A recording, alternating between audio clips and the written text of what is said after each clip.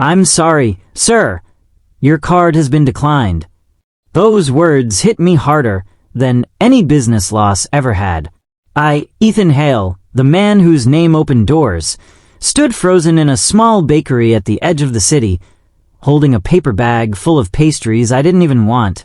And for the first time in years, I felt embarrassed, exposed, human. The cashier stared at me with that awkward, half-pity smile. People in line had started whispering. I reached for another card.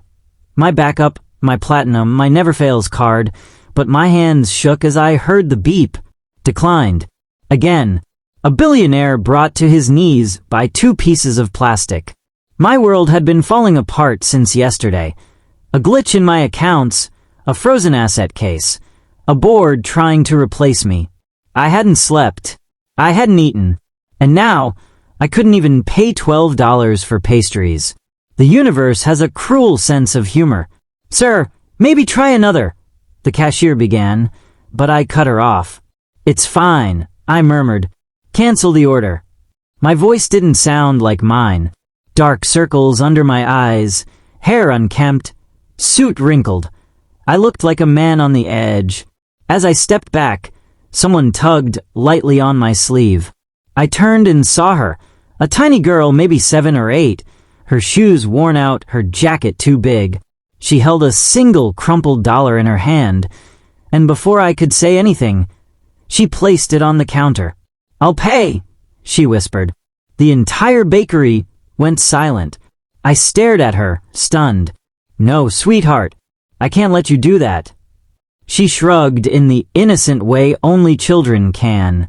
"Mama says if someone looks sad, you help. You look really sad." Something inside me cracked. Not the cold, polished surface the world always saw.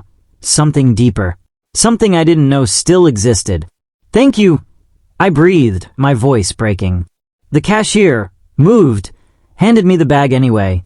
The girl smiled, proud of her tiny act of bravery. "Are you okay, mister?" I swallowed hard. "Honestly? Not really. But you helped more than you know." Her mother, a tired-looking woman sorting laundry in the corner, called her back. The girl waved at me before running to her. I walked outside and sat on a bench, staring at the pastries I didn't need, thinking about how a child with almost nothing had shown more heart than most people in boardrooms with millions. 10 minutes later, the girl and her mother exited the shop. The mother frowned when she saw me. "I'm so sorry if she bothered you." "She didn't," I interrupted gently. "She helped me." Her mother blinked, confused. "Helped you? How?" I stood, introducing myself only as Ethan. No billionaire title, no CEO tag, no wealth, just Ethan. We talked for a few minutes about life, struggle, kindness.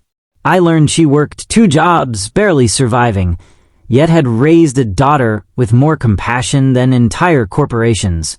Before they left, the little girl hugged me.